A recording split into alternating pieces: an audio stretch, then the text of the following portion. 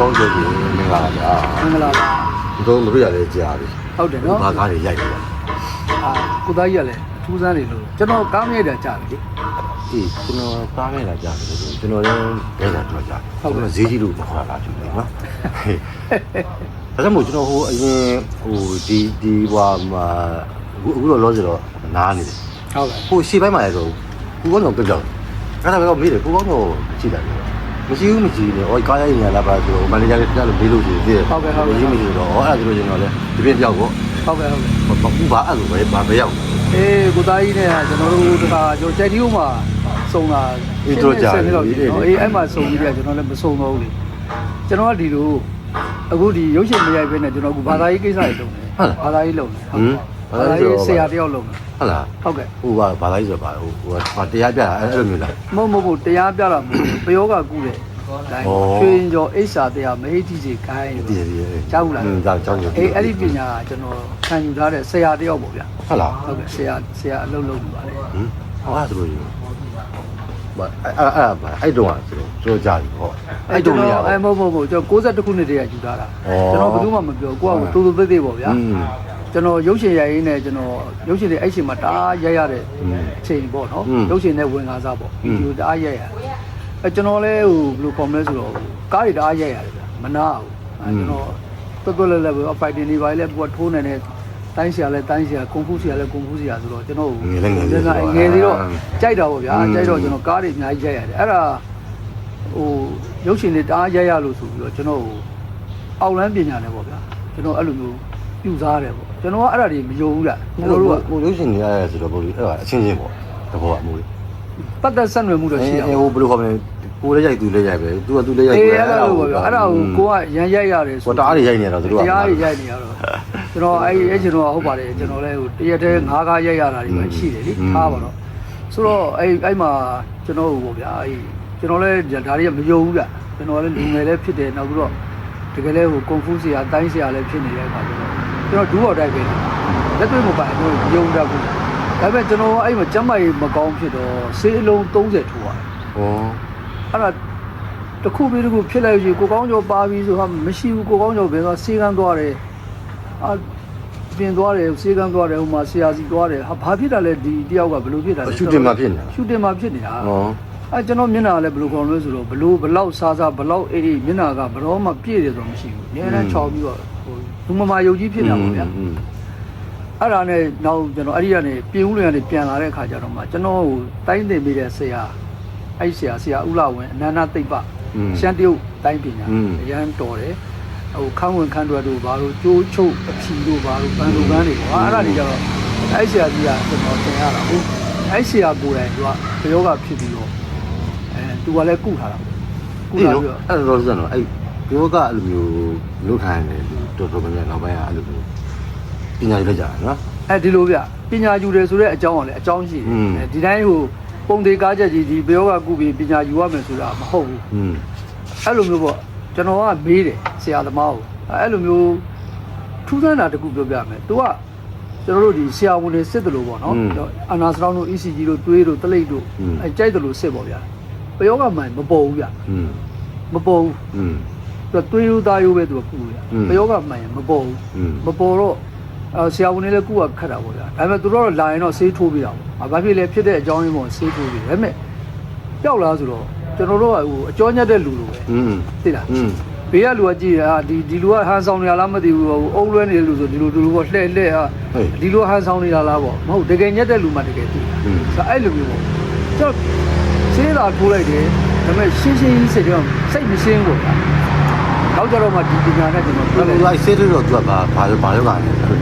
ဲဆေးထိုးရဥပမာကျွန်တော်ကဆေးကန်းသွားပြန်ရိုးပဲလေဘာဖြစ်လဲကျွန်တော်အဲ့လိုမပြောဘူးစားလို့မဝင်ဘူးကျွန်တော်အားနဲနေတယ်ကျွန်တော်နားရရဲ့ထုံတိုင်းအဲ့လိုပဲကျွန်တော်ပြောရလေဒီဘယောကကျွန်တော်လည်းမသိဘူးသူဆေးထိုးပေးလိုက်တော့ဆေးထိုးပေးရတယ်ပထမတစ်ရက်နောက်တစ်ရက်ကျန်ပြန်ဖြစ်တယ်အဲ့လိုဆိုတော့ကျွန်တော်အဆင်မပြေဘူးပေါ့နောက်တော့ကျွန်တော်ပြန်တဲ့အခါကျတော့ဆရာသမားကိုကျွန်တော်တစ်ခေါက်သွားတိုင်းကျွန်တော်အပြန်ဆရာသွားကြော့တာဆရာသမားကြီးသွားတော့ဆရာသမားငါမင်းကိုအိမ်မက်မက်တွေဝါတယ်ငါလည်းတေရွာပြန်လာဆရာဘာဖြစ်လို့လဲဆရာလည်းတော်တော်ပြန်သွားတာအေးကွာတဲ့ငါ့ကိုအဲ့လိုမျိုးအောက်လန်းနဲ့ငါ့ကိုလှုပ်ထားတယ်ကွာတဲ့ ငါလည်းဒါတွေယုံတဲ့ကောင်မဟုတ်ဘူးတဲ့နောက်ဆုံးပေါ့လေသူကူးလိုက်တယ်ပေါ့ပျောက်သွားတယ်ပေါ့အဲ့ဒါမင်းကငါစစ်ကြည့်မယ်ကွာဆိုအာဆရာကျွန်တော်အဲ့ဒါမယုံဘူးကွာမင်းမယုံလဲလားဆိုပြီးတော့ကျွန်တော်စစ်တာပေါ့ကျွန်တော်ပြူစားထားတယ်ဆိုကျွန်တော်လည်းအံ့ဩရတယ်ပေါ့လက်မခံလို့မရဘူးဖြစ်သွားတယ်တော်တော်လက်တွေ့ကြတယ်အဲ့ဒါနဲ့ကျွန်တော်ကူးလိုက်တယ်ပေါ့ဗျာကူးလို့လည်းပြီးလဲပြီးတော့အဲ့ဆရာပဲဆရာရဲ့ဆရာပေါ့နော်ကျွန်တော်တို့ဆရာကြီးဥသက်တင်ရရှိတယ်တန်လင်းဒုရာခံပုံဆရာကြီးကလေအဲ့ဒါဆရာကြီးနဲ့တွေ့တဲ့အခါကျတော့မှဆရာကြီးရှိမှကျွန်တော်မေးတာပေါ့ဆရာကြီးကျွန်တော်တော့အဲ့လိုတော့ကုထားတယ်ပေါ့နော်ကျွန်တော်နောက်ထပ်အဲ့လိုမျိုးဖြစ်နိုင်သေးလားအလားတူဆိုတော့ဖြစ်နိုင်တာပေါ့တဲ့ဒီမေးခွန်းကမေးရမယ်မေးခွန်းလူတိုင်းတော့မမေးဘူးပေါ့အဲ့ဒါလည်းပေါ့ဗျာကျွန်တော်မေးလိုက်တဲ့အခါကျတော့ဆရာကြီးကဒါဆိုရင်နောက်မဖြစ်ရလေအောင်ဒီပညာယူထားရင်ကိုယ့်အတွက်အကာအကွယ်တော့ဖြစ်တယ်ကိုကတော့သူများကိုပြန်ကုလို့ရတယ်ဆိုတော့နည်းနည်းစိတ်ဝင်စားအဲ့ဒါဆရာကြီးဘာတွေရှောင်ရလဲဆိုတော့သူကအရက်မတော့အောင်အမဲသားမစားဘူးလင်းရှိသားများကိုကာမပိုင်ရှိတဲ့လင်းရှိသားများကိုပေါ့နော်ခိုးယူပေါင်းတဲ့ချင်းမပြုလို့ပါဘူးဆရာကြီးကျွန်တော်အဲ့ဒါဆိုရင်တော့ကျွန်တော်ကယူလို့ရတယ်ဆရာကြီးကျွန်တော်အဲ့ဒါတွေကဘာမှမရှိဘူးကျွန်တော်ရှောင်ထားပြီးသလိုဖြစ်နေတာရှောင်ထားသလိုဖြစ်နေတာလို့ဟုတ်ပြီလေအဲ့ဒါဆိုရင်တော့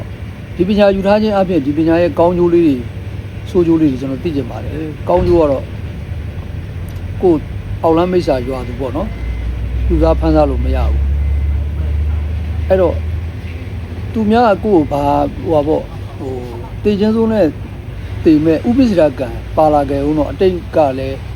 မိဘကိုမတတ်ခဲ့ဘူးဘုရားယဟန္တာကိုတင်မခွဲခဲ့ဘူးဘုရားရှင်ကိုတွေးစိမ့်တရားမလုပ်ခဲ့ဘူးစတဲ့ကံကြီးတွေမထိုက်မလုပ်ခဲ့ဘူးဆိုရင်ပေါ့နော်ဒီပညာရဲ့စေးတော်ကြောင့်အဲ့ဒီဥပိ္ပဇာကံတွေကလွတ်နိုင်တယ်အစိတ်ရှိတဲ့တတ္တဝါကိုက်လို့ရှိရင်မိမိကိုကိုက်ရင်အစိတ်မတက်ဘူးစစ်ခနဲ့တော့ဖြစ်မယ်သို့တော့ရောင်ချင်းနှမ်းချင်းအဲ့လို24နာရီတီအစိတ်ကြီးမကြဘဲနဲ့ရောင်ကိုင်းနေတာမျိုးတွေအဲ့ဒါမရှိဘူးပေါ့နော်ရေကိုလက်နဲ့ထိတာနဲ့ဆေးဖြစ်တယ်တိတ်ထိ10ပါးနဲ့ပြည့်စုံတယ်ဆိုတော့ကျွန်တော်တော်တော်အံ့ဩတယ်ပေါ့နော်ဟာတော်တော်ထူးဆန်းတာပဲကိုလည်းအခုခံလိုက်ရတယ်ဒီလိုအကျိုးတွေလည်းရှိတယ်ဆိုတော့ဒီပညာယူထားခြင်းအပြင်ကိုယ့်အတွက်ဝင်တော့ဝင်မဖြစ်မလားအခုစဉ်းစားတော့မဖြစ်နိုင်ဘူးဒါဆိုကျွန်တော်ယူပါမယ်ဆိုပြီးကျွန်တော်ပညာယူလိုက်တာသူက10နဲ့90ပေါ့နော်အဲ့တော့ကျွန်တော်တဖြည်းဖြည်းနဲ့ပေါ့ဗျာအိမ်မှာပညာယူနေပညာ20မှာပဲဟုတ်တယ်ကျွန်တော်တို့ရုပ်ရှင်အဖွဲ့တွေရုပ်ရှင်ရိုက်ပြီးပြန်လာပြင်ဦးလွင်ကနေပြန်လာတော့အဲ့မှာရန်နိုင်စိုးဆိုတဲ့ဟိုင်းလက်ကားတွေအရင်တော့ကျွန်တော်မန္တလေးကနေတက်ပြန်ဆင်းရအဲ့ကားနဲ့ပေါ့ဆင်းလုံးကားပေါ့အဲ့ဒီကားနဲ့ပြန်ဆင်းတာကားစီရတိုင်းလော့ကြပြီးတော့ကြောက်ထဲကိုကြာပါကားကြောက်ထဲကြာပါအဲ့ဒီကားထဲမှာအမှန်ကျွန်တော်စီးရမှာကျွန်တော်ညရဲကျွန်တော်မန္တလေးရတယ်ကျွန်တော်အကိုတော်တယောက်နဲ့ပေါ့အကိုတော်ကျွန်တော်စူရာမှပြောမနေနဲ့မင်းကတော်တော်ရှိတဲ့ကောင်ငါတို့လည်းပင်ပန်းတာပဲအဲ့ဒီရှင်တို့ကတောင်ကျုံပွဲတော်နဲ့ကြုံနေတဲ့အခါကျတော့ကျွန်တော်တို့ရထလက်မကကြိုဝဲလို့မရဘူးတရက်သွားပြီးသွားတန်းစီရမယ်ဆိုတော့ကျွန်တော်ကနေပြီးတော့ကျွန်တော်အခန်းပြီးပြီဒါဆိုကျွန်တော်သွားမယ်ဆိုပြီးတော့အဲ့ဒီအကိုကိုကျွန်တော်ခေါ်ပါကိုတင်ဝင်းလို့ခေါ်တယ်ကိုလူကျော်ဖွဲ့ရကျွန်တော်လည်းအသက်ကြီးတာအကိုတယောက်လို့ဆိုကျွန်တော်ပြောတာပေါ့မင်းတော်တော်မင်းအရေးရှိတဲ့ကောင်ပါပြီးလဲပြီးတော့အဲ့မှာကျွန်တော်ညာရဲကျွန်တော်အိမ်မက်တွေမှတ်တယ်အိမ်မက်မကောင်းဘူးကိုတင်ဝင်းရေးကိုတင်ဝင်းကလည်းကျွန်တော်ဒီလေးငါလည်းအိမ်မက်မကောင်းဘူးပါလေနှစ်ယောက်ပြောကြရင်လည်းရင်လေးဝါတော့ဗျာအဲ့တဲ့ရထားလက်မှတ်တန်းစီပြီးတော့ဗာညာနှစ်လိုင်းကျွန်တော်ခွဲစီလိုက်တာ3နာရီနဲ့9နာရီစီတဲ့အခါကျတော့3နာရီလဲသူကအဖွဲရောက်မလာဘူး9နာရီထိုးတဲ့အထိလဲရောက်မလာဘူးဒါဆိုရင်ကိုတင်ဝင်းကျွန်တော်ဘယ်လိုလုပ်မလဲအဖွဲတွေဒါဆိုကားရိုက်မပြီးသေးဘူးနဲ့တူတယ်အဲ့ဒါကျွန်တော်တို့လက်မှတ်ဝယ်ပြီးကျွန်တော်တို့ဝင်လာနောက်ဆုံးဝင်လိုက်တာပေါ့ဗျာဝင်တော့မှအဲ့မှာအဖွဲတွေကတယောက်ကကြုံပြီးရောက်လာအဖွဲတွေရောဘာညာမေးလိုက်တဲ့ခါကျတော့ကားကြောက်ထဲကြသွားတယ်တဲ့ကားမှောက်သွားတယ်တဲ့အဲ့ဒီကနေတစ်တာတွေလည်းပိန်လိမ်ပြီးတော့သိရမလားအဲ့ဒါနဲ့ပြဿနာပဲဘယ်သူတွေဘာဖြစ်လဲအဲ့ဒါတော့မသိဘူးကားတော့ကြောက်ထဲကြသွားပြီအဲ့ဒါနောက်ဆုံးဗျာကျွန်တော်တို့အဖွဲ့တွေတယောက်တည်တယ်ပရိုဂျူဆာတယောက်စိန်ရလေစိန်ရဥဟုတ်စွမ်းဆိုတာကုန်းစွမ်းတည်သွားတယ်ကျန်တဲ့လူတွေပေါ့တငယ်ချင်းတွေထိပ်ပေါက်ခေါင်းကွဲချီကျိုးလက်ကျိုးအဲ့လိုတွေဖြစ်တော့ဈေးုံကြပါလားတစည်းလုံးကြပါလားကြောက်ထဲမိုင်းနိုင်တွေကိုတိုက်ပြီးတော့ကြပါလားအေးပြန်တော့ဒီဟိုအစင်းကိုသူက free ရိုက်တာသူ free ရိုက်တဲ့အပြင်သူကလောပါဟိုတော့ပါပိတ်လိုက်တာတကယ်ကြာကြောရေးကြောင်းကြောသူကနှိုးမရ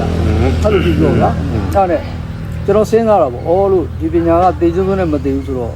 ့တိုက်ဆိုင်တာပဲလားဒါမှမဟုတ်တကယ်ပဲကိုယ်ကယ်လိုက်တာလားတော့မသိဘူးပေါ့ဒါပေမဲ့အဲ့ဒီချိန်ကကျွန်တော်နည်းနည်းတော့ကိုယ်လဲကြက်မကြီးကောင်းသွားတာရယ်နောက်ပြီးတော့ဒီ အန်ဒီလည်းကင်းသွားတာရယ်ဆိုတော့ကျွန်တော်အဲ့ဒါနဲ့ဒီပညာကိုယူလိုက်တာပေါ့ဗျာ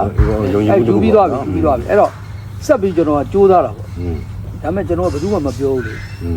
ကျွန်တော်အခုလို့ဟိုပူစားခံရတယ်ဘာညာအဲ့လိုနှိမ့်ဆက်ခံရတယ်ဆိုတာကျွန်တော်ချိုးတယ်မယုံလေကိုပါဝင်တကယ်ချင်းနဲ့မယုံလေ ဟိုအဲ့လိုကြည့်လေဟိုလိုမျိုးကြီးဟိုအဲ့ရလဲနေဟာ အဲ့လိုလည်းမဟုတ်ဘူးကျွန်တော်ထိုးတွေကြိတ်နေနေကျွန်တော်ဖြစ်နေတာဆိုတော့ ဟိုအလုပ်ထက်မှာဘယ်လိုခေါ်မလဲအစင်မပြေအောင်ပေါ့သူများအမြင်ကအဒီလူကတော့ပြင်လာပြင်ခေါ်နေတော့ကွာအဲ့ဒါမျိုးပေါ့ အဲ့လိုပေါ့နာမည်ပြအောင်အဲ့ဒါနဲ့ကျွန်တော်အဲ့နေတာပေါ့ဗျာနောက်တော့ဟိုပေါ့ပညာ6ဆင့်ပြည့်သွားပေါ့ဗျာအဲ့ဒီကနေကျွန်တော်စူးစမ်းရင်းနဲ့9နှစ်ကြာတယ်သိကြ9နှစ်ကြာအဲ့ဒါနဲ့ဆရာဖြစ်သွားတဲ့အချိန်ကြီးလဲကျွန်တော်ကဘယ်သူမှမပြောဘူးဒါပေမဲ့ကျွန်တော်နဲ့လက်ပုံးတတိရိုက်နေတန်ငယ်ချင်းနဲ့သိတယ်ကိုကောင်းကျော်ရုပ်ရှင်သွားရရင်ကျွန်တော်ဖះเจ้าဆောင်ပါတယ်တောက်တော်ကြီး3ခွက်ပါတယ်ပုံတော်တွေပါတယ်ပတိပါတယ်ပြီးကျွန်တော်ဆေးကူးတဲ့ဆေးလွယ်ကြီးလေးပါတယ်အဲကျွန်တော်ဒေါင်းတော့မှာတစ်ခါလေကျရင်ကျွန်တော်တို့ကဟိုတယ်ပါတဲရတယ်ဗျာတစ်ခါကျရင်လည်းကျွန်တော်တို့ဖုန်းကြောင်းနေပါ အစင်မပြေတဲ့ကုမ္ပဏီပါကြတော့ကျွန်တော်ဖုန်းကြောင်းမှာတဲရတာရှိတယ်ကျွန်တော်နေရာလဲတောင်းလေးမှာတန်ငယ်ချင်းတွေကကိုကောင်းကျော်အဲ့တောင်းမှာနေအဲကျွန်တော်အဲ့လိုနေတိုင်းဖះရှိဖို့ဂရီးစိကျွန်တော်အကြောင်းတော့သွားနေတဲ့လူတွေအရင်တနည်းသွားနေတဲ့တန်ငယ်ချင်းတွေသိတာပါနော်ကျွန်တော်တို့မသိဘူးပေါ့ကျွန်တော်လည်းမပြောဘူးပေါ့ဒါပေမဲ့ကျွန်တော်အားလုံးသိသွားတဲ့ကိစ္စကြီးတစ်ခုရှိတယ်2019တုန်းကရိုက်တာကိုဝိုင်းရိုက်တဲ့တတ်တန်တဲ့အဲ့ကမှကျွန်တော်အဲ့ကားထဲမှာတရုပ်ဆောင်မပါဘူးကျွန်တော်အဲ့ချိန်မှာလည်းလူချမ်းတရုပ်ဆောင်လုပ်နေတော့မယ်အဲ့မှာရုပ်ရှင်ရိုက်ရင်းနဲ့ရိုက်ကွင်းရနေပြီးတော့စာတင်ကျောင်းကနေတရေ9កောင်ပါသွားတာအဖွဲ့တယ်ရွှေဖြူတို့အဖွဲ့တယ်ပါသွားတာဟိုအဲ့လူတွေနဲ့ပါသွားအေးလူတွေလည်းပူးသွားတာပေါ့ဗျာအေးအဲ့မှာမကောင်းဆိုးတွေကတ်သွားတာတရေ9កောင်ပါသွားတဲ့အိမ်တွေကတိမ်ထဲကမဟုတ်လို့ဗျာမိသားစုကဟိုဝါစုဒီဝါစုဆိုတာပါသွားတဲ့အိမ်တွေမှာဖြစ်တာတော်တော်ကြီးတယ်4ရက်ကြာသွားတယ်အဲ့တရေကထွက်ဘူးဂိုင်းတွေလည်းစုံသွားတယ်နောက်ဆုံးဆရာတော်တွေပြင်ပြီးတော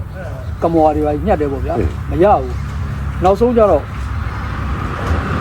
ဇော်မိုးထွေးဆိုတော့သိလားအေးကျွေးမလေးအေးအမှုဆရာကူကောင်းကျော်ရှိတယ်ဆိုပြီးတော့အဲ့ဒါနဲ့ဥဇော်ဦးကလည်းဥဇော်ဦးလည်းပါတယ်အဲ့ကားလည်းဥဇော်ဦးကလည်းကျွန်တော်စီမှာဒီရွှေရောပညာခံယူထားတယ်ဥဇော်ဦးလေဥဇော်ဦးသူလည်း6ဆင့်ဆရာပဲဩသူလည်းတက်တယ်သူလည်းသိဘူးလားမဟုတ်သူကအရန်ဝါသနာပါဩသူဥပရိယုံနဲ့သူ့ရဲ့လေတံနဲ့သူ့အသက်အရွယ်နဲ့ဆိုလုံးဝသမားကုန်ပဲတကယ်လဲသူကုတယ်ကျွန်တော်သင်ပေးတာဘာလဲကုတော့ကြော်တဲ့ကုရအဲ့ဒီမှာရုပ်ရှင်ရိုက်ပြီးမှသူလဲပါတယ်ပါတော့ तू ကဝင်ကုလိုက်ဟိုမှာကုဥစောဦးပါတယ်ဆိုသွားရိုက်လိုက်ဆိုတော့မပြတ်ဘူးပေါ့ဗျာ तू ကစိုက်မြင့်ကုရင်ပျောက်ပါတယ်မဟုတ်အဲ့ဒါဆိုရင်တော့ကျွန်တော်ဆရာနဲ့ခင်ဗျားတို့ကုပြားဆိုတော့ကိုဝိုင်းရလဲကျွန်တော်နဲ့ရင်းနှီးတယ်ကိုကောင်းကျော်နဲ့ကုတော့ကောင်းကျော်2ယောက်ရှိတယ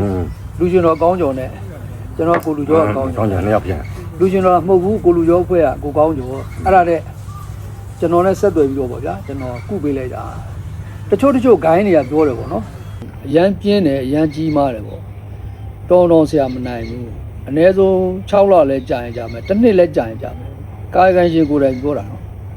်အဲ့ဒါဆိုရင်ကျမကဘယ်လိုလှုပ်ရှားရမှာမနိုင်ဘူးဆိုတာပဲဘာနိုင်ဆိုတာကြာမယ်ပေါ့ကြာမယ်ပေါ့နော်ဟိုအရန်များတယ်ပေါ့နော်အုပ်စုလိုက်ကြီးဖြစ်နေတော့ဟုတ်ပါပေါ့ဒါကြီးကိုတော်ဆရာနိုင်ဘူးတဲ့ဆရာတိုင်းတော်များများလက်လွတ်ရမယ့်ကိစ္စဖြစ်နေတယ်အဲ့ဆိုကျမဘာလုပ်ရမလဲဘာလုပ်စားဟာအဲ့တော့ငါမသိဘူးတဲ့ငါတို့မြင်တာပြောတာတဲ့စင်ပြေမကုပေါ့အစင်ပြေမကုနဲ့ဆိုတော့အဲ့ဒါနဲ့နောက်ဆုံးကျွန်တော်စီရောက်လာတယ်ပေါ့ဗျာရောက်လာတော့ကျွန်တော်ကလည်းရီးရတယ်ဗျအဲ့တော့ကျွန်တော်ကအဲ့ချိန်မှာလက်သီးထိုးနေရလေကျွန်တော်ကလည်းကိုယ့်အကူမထင်မရှားမဲ့အဲ့လိုကိုကိစ္စနဲ့ကိုနေတာပေါ့သိတဲ့လူကသိမယ်မသိတဲ့လူကများတယ်ကျွန်တော်ဆက်သွယ်လာတော့ဟိုဇော်မိုးထွေးကဆက်သွယ်တာရှူတင်မန်နေဂျာအခုဗမာလဲ35လမ်းပါကြီးလေးအခုအဲ့ဒါဆိုအတော်ပဲအခုအဲ့ဒီကပဲစောင့်နေကျွန်တော်တို့ကဟိုရုပ်ရှင်တရုပ်ဆောင်ဆိုတော့လေအဲ့အချိန်တုန်းကဒီဘဝရက်တီရေးအတွက်35လမ်းသွားရင်ဝေစားဘောင်းမီနဲ့အင်ကြီးနဲ့ပါညာအဲ့လို smart ကြဝတ်တယ်ပြီးလို့ရှိရင်လွယ်လေးလုံးမြဲပါတယ်အဲ့ဒီမှာဝေစားလေး2စုံလောက်ထည့်တာပေါ့ဗျာအပူလေးထည့်ရတယ်ဒါကတော့ချင်းတခါလိုက်သွားလို့ရတယ်ကျွန်တော်ပြောတယ်မဟုတ်အဝေစားပါလေဟိုဝေစား2စုံလောက်ပါတယ်ကိုညှိတစ်ထည်ပါတယ်နောက်ဘောင်းမီတစ်ထည်ပါတယ်နောက်အင်ကြီးတစ်ထည်ပါတယ်ပေါ့ပုံဘူးရတယ်ဝေစားမလို့ရွှေဖြူဆိုတော့ရွှေတွေပါလေရွှေဖြူဂိုင်းတွေပါလေလဲတာနဲ့တူတယ်ကျွန်တော်လည်းအဲ့ဒါမသိဘူးနောက်ဆုံးကျွန်တော်လာခေါ်ရတယ်ဗျာအဲ့ဒါပါသွားတယ်ကျွန်တော်ရုပ်ရှင်ရိုက်ဖို့ပဲထင်တာနောက်ကြတော့ဘယ်ဟုတ်မလဲအဲ့ဒီမှာမတ်ရွှေဖြူတို့အိမ်ကိုသွားတာ အိမ်ကိုသွားတာ6လောက်တက်ရတယ်ရွှေတုံဖျားလမ်းအပေါ်ရောက်တော့ဘယ်သူမှမရှိဘူးတကားတွေပဲခေါက်နောက်ဆုံးပြန်ဆင်းလာဒီတယောက်နဲ့ပေါ့နော်အဲဆင်းလာမရှိဘူးပေါ့နောက်တော့သူတို့ကဟိုဘက်လမ်းမှာတဲခိုရိပ်တာမှာသူတို့ကသွားတဲအဲ့ဒါကျွန်တော်တို့တွေ့တဲ့ခါကျဟာဒီဆရာဖြစ်မှာမဟုတ်ဘူးနိုင်မှာမဟုတ်ဘူးပေါ့နော်သူပြောနေကျွန်တော်ဘေးကနေအဝေးကနေကျွန်တော်ခြေရန်လန့်ကြည့်လိုက်တော့မနိုင်တော့ဘူးတင်တယ်အဲ့ဒါဇော်မိုးထွေးကနေပြီးတော့ရှူတင်မန်နေဂျာမဟုတ်ဘူးဆရာပဲအဲ့ဒါနည်းနည်းကုကြည့်လိုက်အဖြေသိရလိမ့်မယ်အဲ့ဒါနဲ့နောက်ဆုံးအဲ့6လောက်ပြန်တက်ရတယ်တက်ပြီးတော့ကျွန်တော်ဘာမှလည်းမပါဘူးကျွန်တော်ဆေးကူးတဲ့အခါမှာစမတွေပဲသုံးရတယ်ဘာကိရိယာမှမပါဘူးအလမ်းမှာကျွန်တော်ဘာလို့ကုန်းရွက်လေး200ဘိုးဝယ်သွားတယ်အချီလုံးတစ်လုံးဝယ်သွားပြီးတော့ဖျောင်းနိုင်လေးတစ်ထုပ်ဝယ်သွားတယ်ကျွန်တော်ပတ်စံနဲ့ကျွန်တော်အဲ့ဒါအပေါ်သွားပြီးတော့ကုရဲပေါ့ဗျာမနေ့10နာရီခွဲကကုလိုက်တာကျွန်တော်အိမ်ကိုကျွန်တော်ည7ခွဲမှပြန်ရောက်တယ်ဟောဘယ်နဲ့ကောင်းမှာတရေက9កောင်အိုးတရေ9កောင်နောက်ပြီးတော့တိုက်ဆွဲရ3ခုအောက်လမ်းဆွဲရ1ခုအိုးတထိုင်နဲ့ကုတာကျွန်တော်မနေ့စာပါမစားဘူးအကုန်လုံးကဇောကတ်နေကျွန်တော်လည်းဆရာကြီးထမင်းစားပါအောင်လားဘယ်သူမှလည်းမပြောသလိုကျွန်တော်လည်းအလုံးနဲ့ပတ်သက်လာရင်ကျွန်တော်စားမှန်မသိတော့ကျွန်တော်ဇောဇံဝင်သွားတာခုခုနေနောက်ဆုံးအပီးပြတ်တစ်ခါလည်းပြီးသွားတာအဲ့ပြီးသွားတဲ့အင်တာဗျူးတွေပဲကျွန်တော်လုပ်တာပေါ့ဗျာအဲ့ဒီကိစ္စကနေစပြီးကျွန်တော်တော်တော်များများသိတာရုပ်ရှင်လောကသိသလိုပရိသတ်ကလည်းဟာဒီလူကလူချမ်းသာပြောတာဒီလူကဂိုင်းဆရာဖြစ်နေပါလားဆိုတော့အဲ့တော့မှကျွန်တော်သိကြတာပေါ့နော်ကျွန်တော်အဲ့ဒီကနေပြီးတော့မှနောက်ပိုင်းကျတော့ကျွန်တော်ရဲ့အဖိုးဆရာကြီးဦးဆုံးသွားပြီအဖိုးဆရာကြီးကကျွန်တော်ချစ်လဲချစ်ပါတယ်အောင်ကောင်းကျော်တဲ့မင်းကွာတဲ့မင်းရုပ်ရှင်မရိုက်တော့တော့ကွာအဲ့ဒါကြီးဟုတ်ကဲ့ပါလေအဲ့ဒီတက်တန်းတဲ့မတိုင်ရင်မှာအရှိပိုင်းမှာအဲ့လိုကူးသေးတာအဲ့လိုကူးတာအများကြီးရှိတယ်ဟုတ်လားရှိတယ်ကူးတာတွေအများကြီးပဲသို့တော့ကျွန်တော်တို့အဖိုးဆရာကြီးကစီကန်းကြီးတယ်လိုင်းမော်လုံးဝမတင်ရဘူးမင်းလိုင်းမော်တက်တဲ့နေ့မင်းကအဖွဲတွေကထုတ်မယ်ဆိုကျွန်တော်လည်းဒီဂိုင်းပညာကိုဒါချစ်တော့ကျွန်တော်မလုပ်ရဘူးအဖိုးကျွန်တော်မလုပ်ဘူးကျွန်တော်မလုပ်ပါဘူးကျွန်တော်အဲ့လိုနေတာဟုတ်နောက်ကျတော့အဲ့ဒါကိုကျွန်တော်တင်တာမဟုတ်ဘူးနော်အဲ့ဒါကိုဝိုင်းနဲ့ကုမ္ပဏီနဲ့ပေါ့နော်ပြီးပြီးတော့သူကတင်လိုက်တာပေါ့ဗျာဒါတော့ပရိသတ်ကလည်းစိတ်ဝင်စားသွားတယ်ဆိုတော့အဲ့ဒါကြီးကကျွန်တော်အဖိုးဆရာကြီးနဲ့ကျွန်တော်တော့ရှင်းရသေးတယ်ကျွန်တော်ခေါ်ဆူတယ်မှတ်လို့ကျွန်တော်ခေါ်ပြီးစုချတာဆေးတော်တဆူကျွန်တော်စုချတာစုချရင်းနဲ့အဖိုးလို့ကျွန်တော်ကကြောက်နေတာလို့အဲ့ဒီတိုင်းပေါ့ကျွန်တော်မတင်ဘူးနော်ကျွန်တော်မတင်ရဲဘူးလို့ဒိုက်တာနဲ့ကုမ္ပဏီကတင်နေနဲ့တူတယ်လို့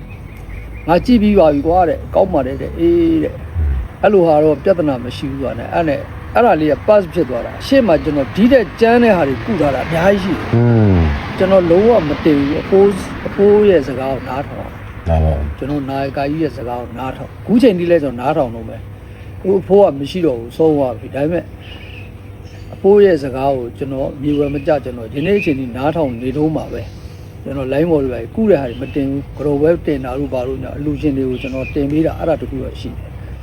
movie တွေမတင်ဘူးပေါ့ဗျာဆိုတော့အဲ့လိုမျိုးကျွန်တော်လည်းအခုခေတ်မှာတော့မီဒီယာခေတ်ဆိုတော့အကုန်လုံးကလေအခု line ပေါ်တော်တော်များများရွှေရင်ကျော်လို့ရိုက်လိုက်ဆရာတွေအများကြီးရှိတယ်ကျွန်တော်လည်းအများကြီးတွေ့ရတယ် senior ရှိတဲ့ဆရာတွေเนาะကျွန်တော်တို့ senior junior ဖြစ်တဲ့ဆရာတွေတော်ပါတယ်တော်တော်များများကောင်းတာတွေအများကြီးရှိပါတယ်ကိုမလုပ်ပေမဲ့သူတို့လုပ်တယ်ဂိုင်းတော်ရဲ့အကြောင်းကိုဖော်ကျူးကြတယ်အဲ့ဒီခါကျတော့ကျွန်တော်တို့ကတော့ဘာမှအဲ့ထက်မှဝင်ပြီးတော့ကျွန်တော် line မတင်ပြီးတော့ live လွှင့်တာတို့ပညာအကြောင်းပြောတာတို့ကုတဲ့ဟာတွေတင်တာတို့ကျွန်တော်မလုပ်ဘူး။ဘာကြောင့်လဲနာယကာကြီးရဲ့စကားကိုကျွန်တော်အခုချိန်ထိလဲကျွန်တော်လေးစားနေတော့မယ်ခံယူနေတော့မယ်ဒီဆရာကြီးပြောတဲ့စကားကိုကျွန်တော်ပြေမကြဘူးเนาะနားထောင်နေတော့မှာပဲဆိုတော့ကျွန်တော်မှ line ပေါ်မှာတော့အဲ့ဒါမရှိပါဘူးတချို့ကျွန်တော်ဆက်သွယ်ပြီးတော့အဲ့တက်တန်တဲ့ကိစ္စနဲ့ပတ်သက်ပြီးဆက်သွယ်ပြီးယနေ့အချိန်ထိကျွန်တော်အိမ်ကိုလာနေတော့မယ်ခါလေညတကောင်ကျော်ညတနာရီရောက်လာတယ်ဒီလိုပဲပူနေလို့ပါလုပ်ပါအောင်တချို့ဆိုဆေးရုံမှာခေါင်းခွဲရတော့မယ်ခေါင်းကိုရိပ်ပြီးသွားပြီအဲ့ဒါကြရင်ခွဲတော့မယ်အဲ့မှာသမီးလုပ်တဲ့လူက line 3ရင်းနဲ့ကျွန်တော်အကြောင်းအရာလေးသွားတွေ့ပြီးတော့ကျွန်တော်စီရောက်အောင်လာတယ်ဒီမှာစစ်ဆေးလိုက်တဲ့အခါကျတော့ပယောဂပါနေပေါ့နော်ကျွန်တော်တို့ပယောဂပဲနိုင်တယ်သွေးရုပ်သားရုပ်မနိုင်ဘူးနော်ဒါလည်းကျွန်တော်ရှင်းရှင်းပြောတာပါ တိတ်ပံတိုးတက်တဲ့ခေတ်ကြီးမှာကျွန်တော်လည်းနေမကောင်းရင်ဒါဆေးရုံဆေးကမ်းပြတာရှိပါတယ်အဲ့ခါကျတော့ဒီပယောဂပါရင်တော့ကျွန်တော်တို့ပယောဂကိုနိုင်တာဟုတ်ပယောဂကိုကျွန်တော်တို့ကကုနိုင်တယ်ဒါဆိုရင်တော့သမီးတို့အဖေဟာဖြစ်နေတဲ့ဟာကပယောဂပါနေတာဖြစ်လေတော့ပယောဂကိုရေမန်းပေါ့နော်ကျွန်တော်ရေမန်းလေးမန်းပြီးကျွန်တော်သမီးနဲ့ကုပြီးကျွန်တော်ရေမန်းလေးပြေးလိုက်အဲ့လိုပျောက်သွားတယ်လည်းအများကြီးရှိတယ်ကျို့ဆိုဆေးရုံမှာ3လတက်နေရတယ်ယောဂရှာလို့မရဘူး3လတောင်ကြာနေဘူးဘလို့မှမရဘူးအဲ့ဒါတွေလည်းကျွန်တော်ကုပေးတာတွေရှိတယ်ဆိုတော့အခါကျတော့တဖြည်းဖြည်းနဲ့ပေါ့ဗျာလူတိလာတော့သူနီးသူ့နဲ့တိတယ်ကျွန်တော်တို့ဒီဂိုင်းစီကမ်းမှာကကျွန်တော်တို့ရဲ့ဆရာတွေနာယကာကြီးတွေပြောတာပေါ့နော်ကြော်ညာမလို့ရဘူးနော်အဲ့တော့ကိုအေရှိမှလေစိုင်းမုတ်ကြီးတင်ပြီးတော့ရွှေရောအိရှာတဲ့မဲကြီးတိုင်းပြောကအထူးကုဒီပါအဲ့လိုမရေးရဘူးသူကအကြောင်းဆက်ရှိလို့ပဋ္ဌာန်းဆက်ရှိလို့ရောက်လာရင်ကုပေးလိုက်အဲကျွန်တော်အခုချိန်ထိအဲ့တိုင်းပဲသွားဘာမှကြော်ညာလည်းမလုပ်ဘူးဘာမှလည်းမလုပ်ဘူးပေါ့နော် အဲ့ဆိုရင်ဒီတက်တန်တဲ့မတိုင်ခင်ဟိုကအရှိမလုံးရဆိုလို့ရှင်တော့အဲ့ဒါအားနဲ့ဒီကခံယူပြီးတော့ကအဲ့ဂျားထဲမှာ ਨੇ တက်တန်တဲ့အဲ့ဒီ9နှစ်မတိုင်ကြတော့ကိုအခုလာတယ်အများကြီးရှိသေးတာဗော အများကြီးရှိတယ်ကကျွန်တော်ရွှေပြည်သာမှာကိတ်မုတ်ဆက်ယုံမှာ9ယောက်ဘူးလား9ယောက်တော်ကျန်းတယ်အဲ့မှာဆရာတွေလည်းရှိတယ်လူဆရာတွေရောတန်ဃာတော်အရှင်သူမြတ်တွေရောနော်အဲ့မှာအများကြီးပဲတော်ကျန်းတာအဲ့ကျွန်တော်တော့ကုတယ်ကျွန်တော်အဲ့လိုပဲတယောက်တည်းပဲသွားတာတပည့်တွေအဲ့တုန်းကတယောက်ပါတပည့်တယောက်ပါတညအိတ်ကုပဲရတယ်အဲ့9ယောက်ကိုကျွန်တော်ကျန်းပါတယ်တော်ဒီမှာကုနေဟိုဘက်ကဟိုဘက်ကမလေးရောင်းဆန်နေရတယ်ကျွန်တော်လည်းအကျိုးပေးတာဗျအဲ့လိုအုပ်စုလိုက်နေကျွန်တော်အကျိုးပေးတယ်နောက်တစ်ခါကျွန်တော်108တောင်ဘုရားနာမှာတာဂိတလေအဲ့မှာရုပ်ရှင်တင်တာပေါ့ဒါရိုက်တာအောင်ယူပပေးတာပေါ့နော်အဲ့ဆရာနော်အဲ့ဒါလာပြီးတော့တင်တန်းဖွင့်တဲ့အချိန်မှာလဲအဲ့မှာလဲအဲ့လိုအနှောက်အယှက်တွေဝင်လို့ကျွန်တော်သွားကုပေးဘူးတယ်အဲ့တော့ကလည်းတော်ကြမ်းအုပ်စုလိုက်ကြီးပဲအဲ့လိုကျွန်တော်အဲ့အုပ်စုလိုက်တယ်အုပ်စုလိုက်တယ်အုပ်စုလိုက်ကျွန်တော်အကျိုးပေးတာသူကအကျိုးပေးတယ်အဲ့လိုရှိတယ်ဗျချိုးဆရာတွေဆိုတိုက်နဲ့ပတ်သက်တာအကျိုးပေးတယ်ချိုးကြတော့ဘူးကိုအကျိုးပေးတာတွေးလိုက်ရင်အဲ့ဆရာကုလိုက်ဘူးဆွဲပေါ့ဘူးပင်းပေါ့အဲ့ဒါမို့လို့ရဲအကျိုးပေးတယ်ချိုးကြတော့ဟောပေါ့ဟိုဘယ်လိုခေါ်မလဲတချို့ကြတော့ဥစ္စာဆောင်လို့ပါတော့အဲ့လိုကိစ္စတွေเนาะတချို့ကြတော့အောက်လန်းအဲ့ကျကဝေးပြန်တချို့ကြကဝေးနဲ့ပတ်သက်လာရင်ခွေးကဝေးလားဆယ်ကဝေးလားမြင်းကဝေးလားအဲ့လိုဟာတွေရှိတယ်ပေါ့ဗျာပညာရက်တွေကတော့တော်တော်ကျေပြတ်နေကြလေးလာလို့လည်းမကုန်ပါဘူးငါတိငါတက်ငါဆရာကြီးဆိုတဲ့ပုံစံမျိုးလဲကျွန်တော်ကမနေပါဘူးကိုဆရာတွေသင်ပေးတဲ့အတိုင်းပဲကျွန်တော်လည်းဉာဏ်ပြီးသေးပေါ့เนาะဒီပညာကဉာဏ်ရှိသလိုအသုံးပြုရမယ်ဆိုတာလဲပါတယ်ဗျဆိုတဲ့အခါကျတော့ကိုအပ်ထားတဲ့အဆောက်အပြင်ပေါ့ကိုဉာဏ်ရှိသလိုအများကြီးသုံးလို့ရတဲ့ပညာဖြစ်ပါတယ်နောက်ပြီးတော့ပြောမယ်ဆိုရင်ဓမ္မဆိုတဲ့လမ်းကြောင်းပေါ်မှာပဲနေဓမ္မရဲ့အောက်ကိုမဆင်းနဲ့နံပါတ်1ယရဏ3ပါးဖရာတရားတန်ခါယရဏမြတ်3ပါးဒီနံပါတ်1အဲ့ဒါပြီးတော့ဝိဇ္ဇာဆိုတာကဖရာရဲ့တရားတော်တွေနာယူမှတ်သားပြီးတော့မှအကျင့်စရဏတွေကျင့်တော့မှဝိဇ္ဇာဖြစ်တာအဝိဇ္ဇာဆိုတာမသိတာဝိဇ္ဇာဆိုတာသိတာပေါ့နော်အဲ့တော့အဲ့ဒီဝိဇ္ဇာအတက်ကိုတင်ကြားတက်မြောက်ပြီးတော့မှဝိဇ္ဇာတွေဖြစ်ပြီးတော့ဒီပညာရက်တွေပေါ်ပေါက်လာတာပေါ့နော်ဆိုတဲ့အခါကျတော့ဘုရားရဲ့ဒီဓမ္မလမ်းကြောင်းပေါ်မှာပဲနေအဲ့ဒီဘေးကနေရွှေဖွဲပြီးမစင်နဲ့ဘုရားတရားကိုနည်းနည်းပြောပြီးတော့ဝိဇ္ဇာတွေအကြောင်းအများကြီးပြောတယ်နတ်အကြောင်းတွေအများကြီးပြောတယ်ဆိုရင်အဲ့ဒါပုံစံမကြဘူးပေါ့နော်အဲ့တော့ဓမ္မလမ်းကြောင်းပေါ်မှာနေဘုရားရှင်ကိုယ်တော်မြတ်ကြီးကတပါးတဲ့နိဗ္ဗာန်ကိုစံဝင်နိုင်တယ်သို့တော်45ဝါကာလကြာတရားတွေကိုမနာမနေဟောကြားတယ်တရားတွေကိုတနာတော်မူသောအဖြစ်ခြေချွတ်သွားတာဘုရားကျွန်တော်တို့ပညာယူလိုက်တော့ဗျာတယောက်တည်းကျွေးကြောပညာဗမာပြည်မှာကျွန်တော်တို့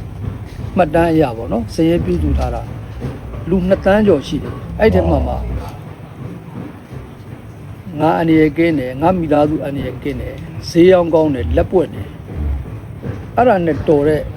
အဲ့မှာတွေရက်ထားတဲ့ဆရာမတွေအများကြီးရှိတယ်အဲ့ရကနေကြော်ပြီးတော့အခုလို့9ရက်သားသမီးကိုပဲကယ်တော့မယ်ဆိုတဲ့ဆရာမျိုးကလက်ချိုးယူလို့ရတယ်နည်းနည်းပဲရှိတယ်ပေါ့နော်အဲ့တော့ကျွန်တော်တို့တွေသွားတဲ့နေရာမှာ ကိုကနေပြီးတော့ပေါ့ဗျာကျွန်တော်တို့ကဒီတခြားပညာနဲ့အတူပေါ့နော်တခြားပညာဥပမာပေါ့ဘေးရင်ဆရာတွေရှိပါတယ်ဆရာတွေဆိုဘေးရင်တွက်မယ်ရရပညာကိစ္စပြီးမယ်ပြီးလို့ရှိရင်နောက်လူကိုသူဟောမယ်ပေါ့နော်အဲ့လိုပြီးသွားကျွန်တော်တို့ကြတော့ဒီလူတယောက်ကိုကျွန်တော်ပြောခုပြီးနောက်မဖြစ်ရလေအောင်စိတ်ဝင်စားတယ်ဆိုဒီပညာကိုယူခိုင်းတယ်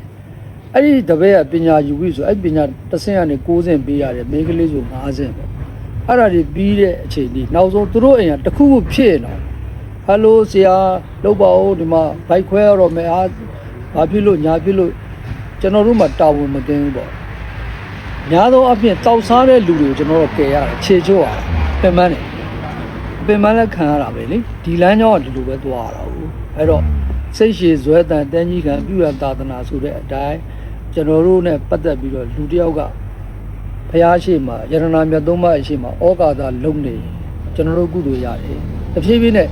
လူစရိုက်တွေတဖြည်းဖြည်းနဲ့ကင်းပြောက်သွားမယ်သူတော်ကောင်းတွေများလာပြီဆိုရင်နိုင်ငံကြီးကလည်းအေးချမ်းမယ်ပေါ့ဗျာအဲ့ဒီရည်ရွယ်ချက်နဲ့ကျွန်တော်ဆက်လက်ပြီးလုပ်နေပါတယ်အခုလည်းကျွန်တော်ကိုယ်ပိုင်ပူဇော်ပွဲကျင်းပတာ၄ချိန်ပြီးသွားပါပြီစရိုဒကြီးပူဇော်ပွဲကျင်းပပြီးသွားပါပြီညာဟုတ်ကဲ့ဟောအဲ့ဆိုရှင်ကိုကောင်းကြီးကရှိမှလည်းကူတယ်တက်တန်တကယ်တော့ဘယ်ကစားပြီးတော့ဒီတော့တောက်လျှောက်လူကြီးတွေများလာပြီးတော့ဟုတ်ကဲ့မရက်မနာကူရမနာတွေဖြစ်နေကျွန်တော်နားရဲ့ရက်သိမ့်မရှိပါဘူးဟုတ်ကဲ့ဟုတ်ကဲ့ပါလူကြီးတော်များလာပေါ့ဗျာဟုတ်ကဲ့ပါဟုတ်ကဲ့ပါ